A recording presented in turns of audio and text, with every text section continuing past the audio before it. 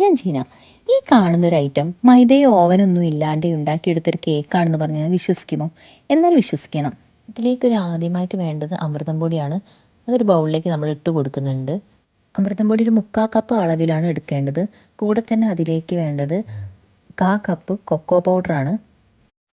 ഇനി ഇതിലേക്ക് ആവശ്യമായിട്ട് വേണ്ടത് 1 ടീസ്പൂൺ ബേക്കിംഗ് പൗഡറും 1/2 ടീസ്പൂൺ ബേക്കിംഗ് സോഡയും 1 പിഞ്ച് ഉപ്പുമാണ്. ഇനി നമുക്കൊരു ഹാൻഡ് വിസ്ക് വെച്ചിട്ട് നമുക്ക് നന്നായി ഇളക്കി യോജിപ്പിച്ചെടുക്കണേ. കട്ടൊന്നും പിടിക്കാതെ നല്ലതുപോലെ മിക്സ് ചെയ്തെടുക്കണം കേട്ടോ അത്. ഇനി നമുക്കൊരു ബൗളിലേക്ക് 2 മുട്ട പൊട്ടിച്ചൊഴിക്കാം. റൂം ടെമ്പറേച്ചറിലുള്ള മുട്ടയായിരിക്കണേ എടുക്കേണ്ടത്. ഇനി നമുക്ക് അതിൻ്റെ അകത്തേക്ക് ഒരു സ്പൂണ് വാനില എസൻസ് ആഡ് ചെയ്ത് കൊടുക്കാം. ഇനി ഇതിലേക്ക് ആവശ്യമുള്ളത് പൊടിക്കാത്ത പഞ്ചസാരയാണ്. ഇനി നമുക്കൊരു ബീറ്റർ വെച്ചിട്ട് ഈ എഗ്ഗ് ബീറ്റ് ചെയ്തെടുക്കാം. അതിന് കൂടെ തന്നെ കുറച്ച് കുറച്ചായി പഞ്ചസാര ഇട്ട് കൊടുത്തിട്ട് വീണ്ടും ബീറ്റ് ചെയ്തെടുക്കണം.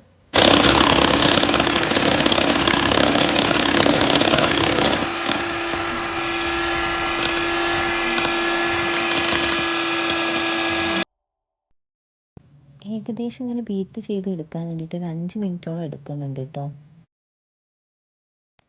ഇനി നമുക്കിതിലേക്ക് കേക്കിൻ്റെ മിക്സ് കുറച്ച് ചേർത്തിട്ട് മിക്സ് ചെയ്തെടുക്കാം. ഇത് നമ്മൾ കട്ട് ആൻഡ് ഫോൾഡ് മെത്തേഡിലാണ് മിക്സ് ചെയ്തെടുക്കേണ്ടത്. ഇതിൻ്റെ ബാറ്റർ താന്നു പോവാതെ ശ്രദ്ധിക്കണേ.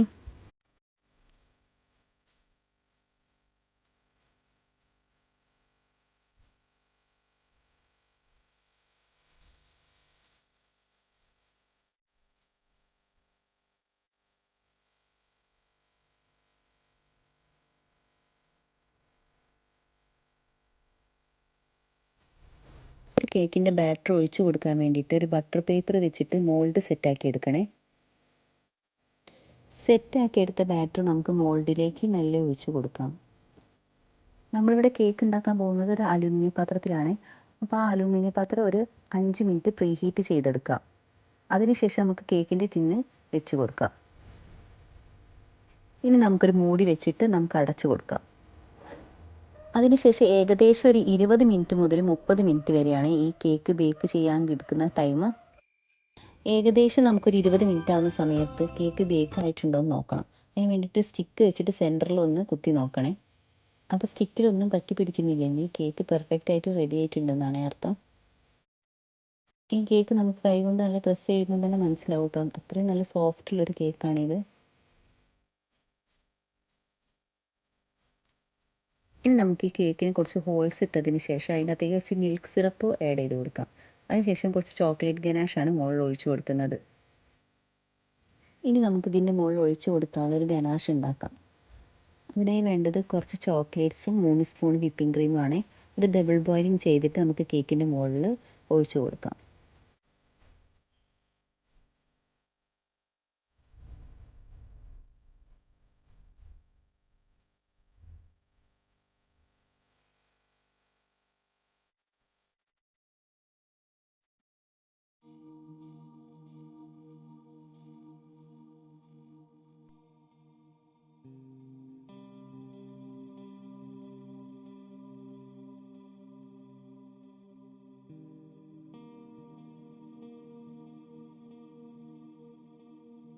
ഇനി ഈ കേക്ക് ഡെക്കറേറ്റ് ചെയ്യാൻ വേണ്ടിയിട്ട് അതിലേക്ക് കുറച്ച് ചോക്ലേറ്റ് ഗ്രേറ്റ് ചെയ്തതും കുറച്ച് ചെറീസൊക്കെ ആഡ് ചെയ്യുന്നുണ്ട്.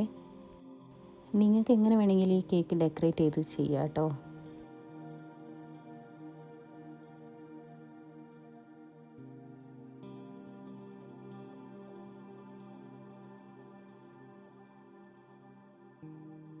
ഈ ഒരു അമൃതം പൊടി വെച്ചിട്ടുള്ളൊരു കേക്ക് കുട്ടികൾക്കൊക്കെ കൊടുക്കാൻ പറ്റിയ ഒരു ടേസ്റ്റുള്ളൊരു കേക്കാണ്.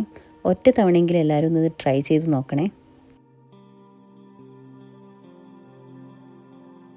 എൻ്റെ ഈ ചാനൽ ആദ്യമായിട്ട് കാണുന്നവരാണെങ്കിൽ ലൈക്ക് ചെയ്യാനും സബ്സ്ക്രൈബ് ചെയ്യാനും മറക്കരുത്. അപ്പോൾ ഓക്കെ, ബൈ.